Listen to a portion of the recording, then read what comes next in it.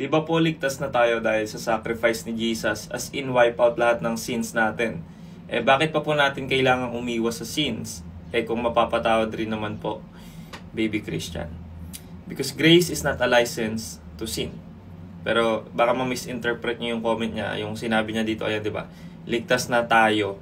Baka ma-misinterpret niyo na yung tayo na ginamit niya doon ay lahat ng tao sa buong mundo.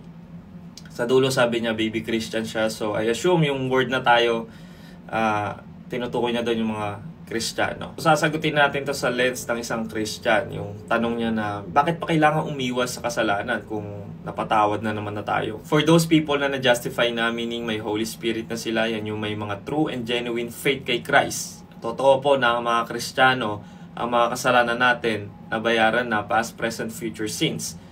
Pero kahit nabayaran, napatawad ng sins, sin still destroys. May consequence pa rin po yan. It grieves the Holy Spirit, pinapatay niya yung apoy, di ba? Ephesians 4:30. Ang forgiveness, hindi ibig sabihin po niyan ay may freedom ka na magkasala. Ang ibig sabihin po ng forgiveness, may freedom ka na from the chains of sin. Well then, should we keep on sinning so that God can show us more and more of His wonderful grace? Of course not. Since we have died to sin, how can we continue to live in it? We don't obey God to earn salvation. We obey Him because we are in love with the one who saved us. At nung niligtas ka ng Panginoon, hindi ka lang pinatawad. He made you a new creation. Therefore, if anyone is in Christ, he is a new creation. The old has passed away. Behold, the new has come. Hindi ka na sinner na trying to be holy. You're a saint na, trying to walk in spirit. You have been set free from sin and have become slaves to righteousness. So bilang Kristiyano na na-justify na, nabayaran at napatawad na ang mga kasalanan, bakit kailangan pa rin umiwas sa kasalanan? Kasi hindi lang naman namatay ang Panginoong Hesus para patawarin ka. Namatay siya upang baguhin ka. We stop sinning hindi dahil takot tayo sa punishment. We stop sinning dahil naranasan natin yung love, yung napakalalim na love, yung agape. It makes sin look disgusting. Yung sacrifice ba ni Jesus ay para sa sanlibutan? Yes, Jesus died for all. This means yung offer ng forgiveness ay universal. But, hindi lahat ay automatically forgiven. Hindi yan universal forgiveness. It's a universal invitation.